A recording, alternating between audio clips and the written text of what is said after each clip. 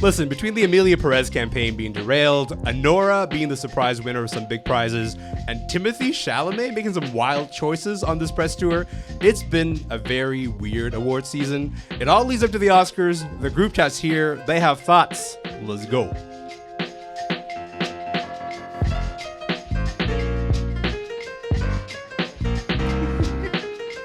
I'm Elamin Abdelmahmoud, and this is Commotion, and this is a special edition of Commotion recorded live in the Norman Jewison Cinema at the Hazelton Hotel in Toronto. Thank you. Thank you for having us. I'm excited about this. We're here to talk about the Oscars. It's fitting that this is happening in a space that is named after one of Canada's most celebrated directors, someone whose movies have won 12 Academy Awards. Look, guys, no other way to put this, but it's been, this year's race has been a bit of a weird one. The group chat's here to dig into it. Simonpillai, Teri Hart, and Jackson Weaver already laughing before we even begin. Welcome to the show, everybody. Thank you. Hey. Very special episode of Commotion. Yeah. I know. Well, listen, let's get into the mess. Rad, I'm going to start with you. Why don't we start with Best Picture, because it is a category that usually gets the most attention. That race has taken a few dramatic turns in the last little while. How would you describe the race that's unfolded? I mean, it's the dumpster fire that keeps on giving. and I'm not even talking about the color grading in Wicked, right? That's the color grading in Wicked has been Rad's, just mission. Just since everybody saw Wicked, he's been so mad about it, Terry. Yes. One thing, he's singular vision. He's like, more color in Wicked. We get it, Rad. Okay, but look, let's talk about the race. I mean, we have a few main contenders, and each of them, most of them have been kind of outed by some kind of scandal. I mean, you talk about The Brutalist, which for a long time people were talking about as that's the front runner, it's championing its whole shooting on VistaVision, that very analog way it's shot. And here's a filmmaker who dares to make a movie the kind that they don't make anymore. That gets flagged by this AI scandal, which is they used AI to tweak the pronunciation in Adrian Brody's performance. You have Anora, which is a movie that is generally pretty widely loved, but then you get the flack about them not having an intimacy coordinator on the set of that movie. This is the story, the pretty woman fairy tale involving a more authentic depiction of sex work. Yeah. Then you have. I mean, let's just get right to it. Amelia Perez. Amelia Perez. What happened with that movie? Oh, my God. I mean, Did look. something happen? Okay. I mean, there is a rot at the core of that movie from the get-go. When you talk about, the scandals were there from the beginning, and it in terms of representation. And this is the narco-trans musical that very much makes a spectacle of its main character, played by Carla Sofia Gascon. And there was already issues, as soon as it premiered, people were talking about its issues with representation, how it treats the Carla Sofia Gascon character as more of a spectacle. Yeah. I don't think people were talking about that from the beginning. I was.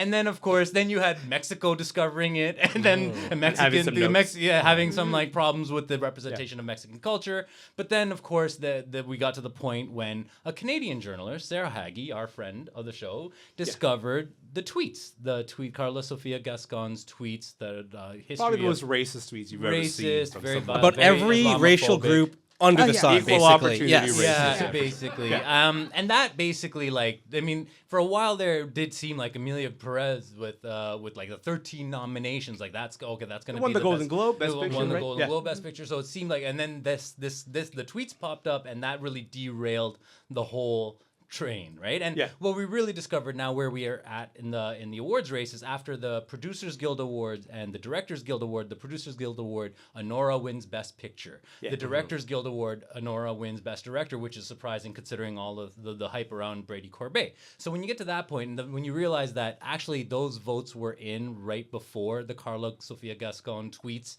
surfaced, you realize that it was Anora all along.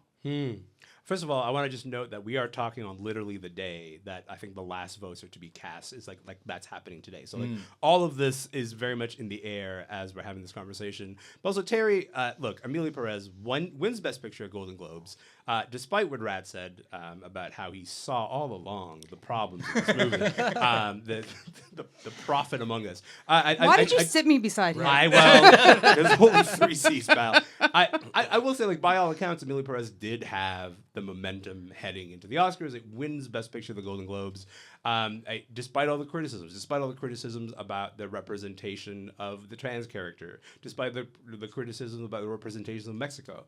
You and I did a podcast called TIFF in 12 when TIFF was happening. I was there too. No, and I'm not downplaying that. What I want to get to is what Teri said on that show because Teri was like, I think this might be the greatest movie ever made or something. I loved it. I fully loved it. Look, there's not a lot of people who are still willing to be like, Amelia Perez, that movie bangs. And I respect you for that. The tense was loved. Yeah, right, because the vibe has shifted a little bit. How would you say all the controversy surrounding this movie have maybe shifted how you see it? Well, it's not winning Best Picture. I'll say that. Yes. Not in my heart either. Yeah. So yeah, I saw it at TIFF and I loved it. I fully loved it. I went hard for Amelia Perez for a really long time. I want to pretend like you're the only one. I loved it too. Thank you. I had the exact same kind of reaction, and I can't believe that I'm out here saying this in public radio. I know. But it's fine. Goodness. Yes. And I will say that it seems I have blind spots. I mean, I watched this movie as a cisgendered white woman, and what I saw was a spectacle, and I love spectacles. I love a big swing of a movie, and Amelia Perez is a big swing of a movie. Then I heard from the transgender community, and I still was like, okay, I hear that. I've always believed that one movie can't represent an entire community. And I did believe that Carlos Sofia Gascon took on this role, and she herself is a trans woman. And I thought that should count for something. She was involved in shaping the and character, so my narrative was becoming muted, but I was still saying I thought that what Jacques Audiard did in the movie. And then we hear from Mexican people, and we hear about the whole entire thing. Sorry, Rod, the entire thing being shot in France and never being in Mexico, and it matters. Those things do matter to the movie. Who makes movies matter. How they tell those stories matter, and I have had to step back. And then the Carlos Sofia Gascon tweets, which are, I mean, they're just so reprehensible. They are without, and then to think that she tried to make an apology that didn't even come close to an apology.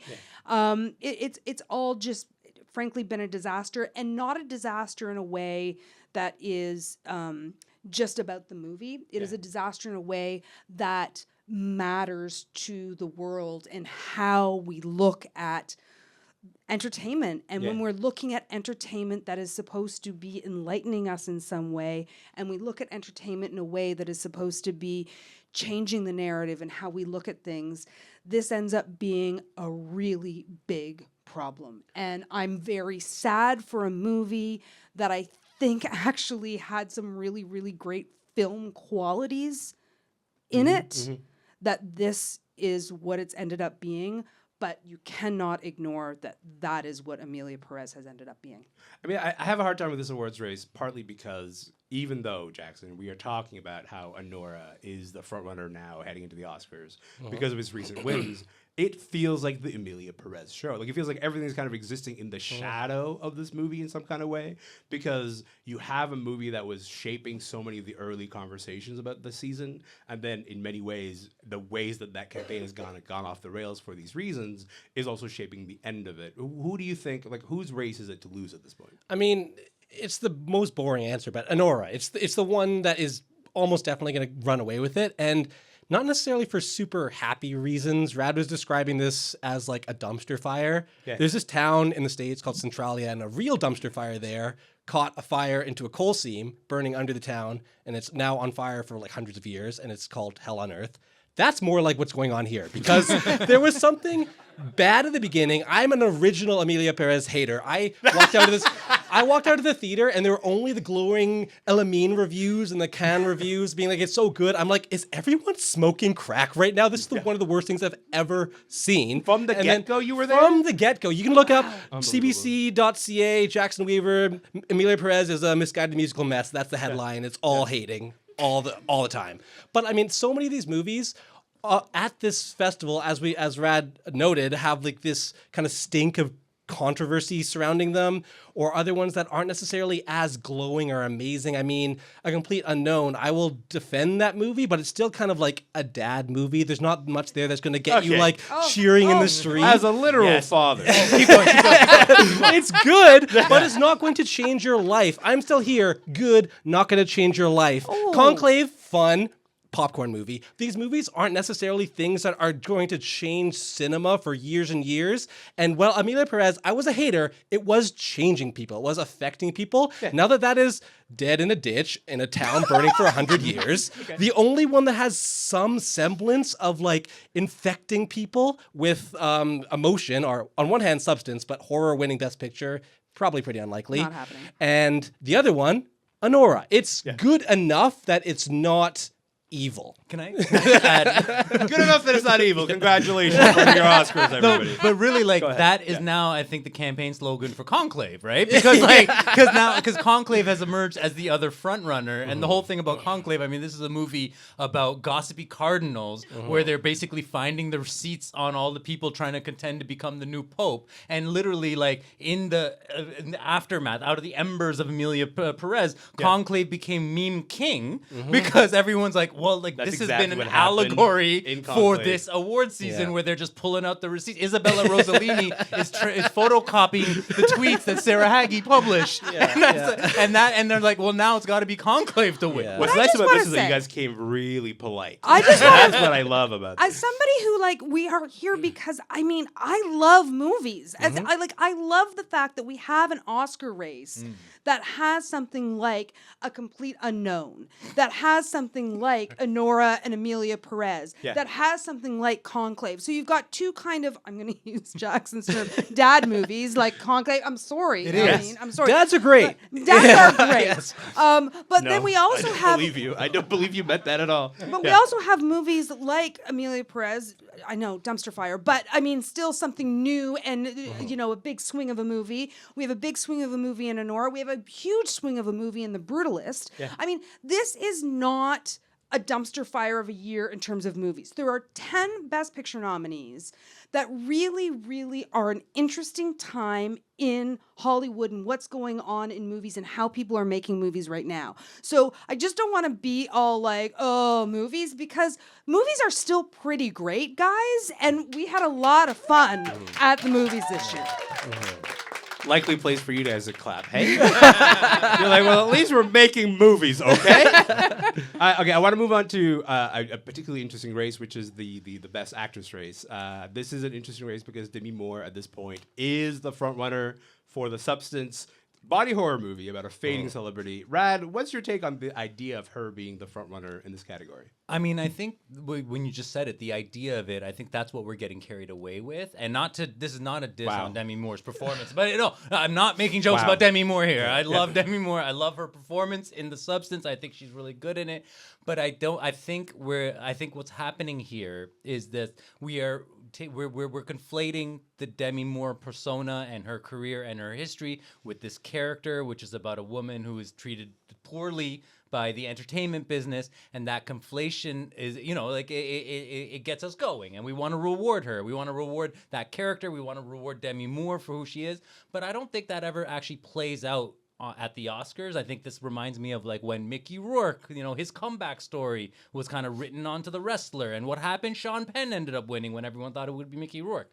I think in this situation, when you actually look at the performances, Mikey Madison's performance in Anora is the one that I think is going to take it because, A, I just do think it's a stronger performance when you're just looking at these performances side by side. But also, B, if there's love for Anora, if Anora is the front runner to be Best Picture, that entire movie lives on Mikey Madison's shoulders, okay? So if you love Anora, you love that performance, and I think that's going to be the one that takes over. We've seen the Oscars do this before. I want to hold Terry back for a moment because she was shaking her head the whole time that you were talking, but I just wanted to go to Jackson and say, Jackson, we actually do love narratives, despite what Rad just did. I think the idea of a narrative playing into who we choose to win, and the idea of the character that Demi Moore plays in The Substance having a conversation with the real life narrative of Demi Moore, not unlike also the Pamela Anderson nomination, I should say. Yeah. There is That she did not get. I know, but I think like to me, what's interesting is that like there is something going on about how we like the real life mirroring the characters that these people play. Do you think the narrative is going to give it to Demi Moore? I mean, I think that is such a common thing that happens. I made a list recently of like 100 movies where like movies that are sneakily about the stars, and The Last Showgirl was definitely one of them. Old Man with a Gun, Lucky. There's so many movies that we look at the actor and we're like, you are kind of playing this character. Yeah. And I mean, Rad, you did point out some missed cases, but Leo DiCaprio did win for The Revenant, which is not necessarily the movie that you would want him to get the Oscar for in that case. But that narrative is like a narrative going into the Oscars. And we're like, we want to give this long-suffering guy who's on this long journey, he keeps getting beat down by the Oscars and beat down, a bear attacks him, and he doesn't ever win it, but like, let's give him the Oscar finally. So I think that does happen at times. I will say, I am no oracle seer. I have no crystal ball. You are to me, pal. Thank you. Yeah. We were talking earlier, and both of them argued me out of my stance, where I'm like, I kind of do think Mikey Madison, Anora makes the most sense, but also, Terry, you're kind of right with Demi Moore, like the narrative. So I'm just going to say Fernando Torres. Let's say that. First of all, can I just say, Terry hasn't said anything yet. She just shook her head. We can feel what she's going to say. But okay, so Terry, when we did TIFF in 12, one of the things that you said on our show is, like, look, The Substance is one of those movies that is so interesting and so original. There's no way it's going to get any Oscar attention. Yeah. Ends up getting 5 nominations, including Best Picture. How do you explain how we arrived at this moment in Demi Moore being the frontrunner for this category? I explain it by saying nobody asked me to participate in their Oscar ballots, obviously, firstly. I mean, I explain it because her speech at the Golden Globes mattered. It is the only speech that anybody remembers. Demi Moore did not read that off of a piece of paper. Demi Moore did not take out her phone. Demi Moore memorized that speech. Demi Moore had been living that speech for decades. I was there for every second of it. And so was that entire room, because there were no lies told in that speech. This is a woman who actually stood on stage and had the moment to be able to say, I was done dirty by many people in this room and many people who are no longer here for a really long time, and I am living in this moment now when I can't believe that I listened to you and I get to have this moment. This is what like Academy Award Oscar magic is all about. I will be weeping. Anybody who is my age, Demi Moore is a thing for them. They remember the cover of Vanity Fair. They remember the shaved head. They remember that she was a woman who was trailblazing for women of a time. And I think to see her at this stage in her career be in this movie, who I think what I said was, if it didn't have that last half an hour, it could be nominated for Best Picture. That's, I think, what I said. Anyway, what do I know? I know Demi Moore is going to win Best Actress, and I know it's going to be my favorite moment of the night. I gotta tell you, if somebody has not seen The Substance, leave before the last half hour. It's fine. It gets worse. Everything you see up to then, go like, wow, this is truly is a body horror movie. And then we get to the last half hour, and then Cronenberg comes in. I'm like, don't eat before you see it, because it's that kind of movie. My name is Elamin Abdelmahmoud. This show is called Commotion. Rad Simonpillai is here. Jackson Weaver is here. Teri Hart is here, and we are talking about this year's Oscars race. Rad, I want to get into the campaigning writ large for this year's Oscars, because honestly, it feels more nakedly political than I've seen previous campaigns be. Like, it kind of feels like you're watching political parties trying to vie for a vote in ways that are a bit more explicit than usual. And I'm thinking here of like Timothée Chalamet doing this like Instagram live where he does like a dance to Blind Willie McTell, which is like no one's favorite Bob Dylan song. I'm thinking of like Conclave organizing this like table read with Ayo Edebiri, and Josh Gad. There's something about, to me, I see studios kind of going above and beyond what they normally do, just in terms of being like, what is really out there and will get us enough headlines to like register with voters? Am I crazy in this? No, I mean, I think studios are embracing the fact that there's more Oscar voters and a lot of them are online. And ostensibly, a lot of the kind of content and appearances that are made for public are also now speaking to Oscar voters. I mean, you mentioned Timothée Chalamet. I'm just thinking about like the Super Bowl, his official interview with Kendrick Lamar for the Super Bowl, for Kendrick Lamar's Super Bowl halftime show. So that was ostensibly about promoting Kendrick Lamar's halftime performance, but they're talking about their own artistry, and then Timothée Chalamet gets to talk about his artistry working on the Bob Dylan movie. Yes, he does. and remember, like, I mean, I feel like you could like also make a point about like, oh, Kendrick Lamar, Bob Dylan, the two Pulitzer Prize winners among popular musicians. Yes. So that almost feels like a campaign strategy when they do like, why Timothée Chalamet and of all people in that situation, right? But also like, I mean, when we're talking about campaigning and where it's got, I mean, I think let's go back to the dumpster fire. Guys. Let's go back to I love that this is like theme. a sustained metaphor. I mean, like, cause, Thank you, Jackson. Like, because I mean, clearly, when you look at Amelia Perez's campaign and how they are pivoting post the tweets, you'll see that Amelia Perez effectively has been erased from her own campaign, right? Like Carla Sofia Gascon is no Sofia longer on the posters. Yeah, not even the title of the movie is on the poster. Like the for-your consideration poster for Amelia Perez does no longer like vote for Zoe Saldana. Here's photos of Zoe Saldana and Selena Gomez, and vote for Joe Odiart for what movie? I don't know. Like, let's leave that part out of it, right? And I think that's a really interesting thing to touch on because, like, again, I think the problems with Amelia Perez existed long before Carla Sofia Gascon's tweets, and like Terry said, this movie wore Carla Sofia Gascon as its badge of armor. If you say we have representation problems, well, we have the first ever trans acting nominee. That was their shield against all those criticisms. But then the tweets surface,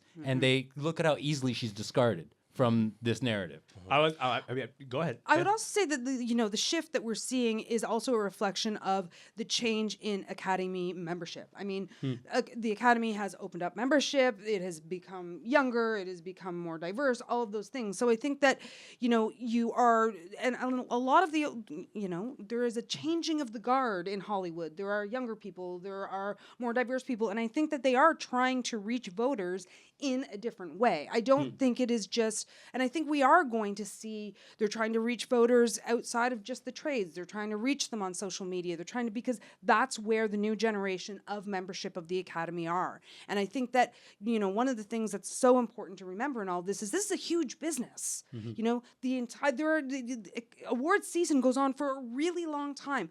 We would be remiss if we didn't mention that it was at the Cannes Film Festival that both Anora and Amelia Perez were launched. Anora winning the Palme d'Or and Amelia Perez winning the Best Actress for the three actresses together. That was last May, May 2024. So these campaigns go on for a really long time, and it gets harder and harder to penetrate the noise for voters to get to, for people to get to the people who are voting for their movies. So I think people are just trying different ways as well. I have to say, like, the approaches these campaigns are taking, I've been appreciating the Brady Corbet approach of just being like, I'm going to be as honest as I can about this movie, and I hope that works out okay. He was on Mark Maron a few days ago, and he said, we haven't made any money for this movie. We have to sort of self-fund so much of just, like, existence because you don't get paid to promote a movie. Like, that is, like, sure, they fly you to places, but you're not earning a salary for that period of time. Jackson, just with the last couple of minutes that we have here, you have a race like Best Supporting Actress, and like the idea that that Rad just mentioned of Netflix sort of throwing out the original plan of being like, okay, we have so many nominations in all these categories. Let's ditch some of that campaigning and focus on just Zoe Saldana. Zoe Saldana, Best Supporting Actress in this movie. Ariana Grande, nominated for Wicked for Best Supporting Actress. Yet, if you watch those movies, you kind of go like, there's no way that Zoe Saldana is a supporting actress in Amelia Perez. She's in literally every scene in that movie. When you watch Wicked, same kind of deal with Ariana Grande. It feels like a strategic sort of political choice to sort of say, we're going to campaign in the supporting category. When you look at nominations like that being placed that kind of strategically, what does that tell you about the politics at work behind the Oscars? Well, you said it seems like a political move. It is. That's what it is. I mean, when you get a supporting or lead category nomination, that's not like a rule of saying like, oh, there's this many minutes or like this kind of, it's you, all the voters just get to choose. And they choose oftentimes based on the for-year consideration campaigns that are run by these distribution companies that say like, hey, Zoe Saldana is the supporting actress, so vote for her in this. They get to choose.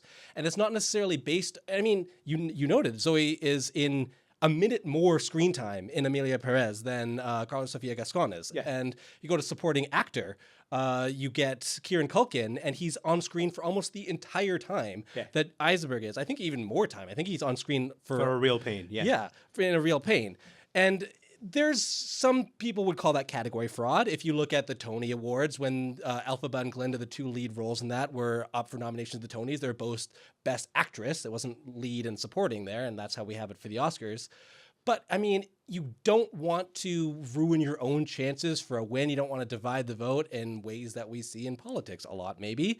But also, you don't necessarily need to count the minutes to see who is lead and who is supporting. I mean, when you look at what character is actually advancing the plot, that doesn't necessarily work to, you know, how much screen time they have. So when distributors do this, they're doing it for both narrative and political reasons. And I mean, for your consideration, as Rad said, it's political. That's how it works. I think that is a perfect place to leave it. Rad, Terry, Jackson, thank you so much for being here, you guys. Let's give them a round of applause, hey? Come on.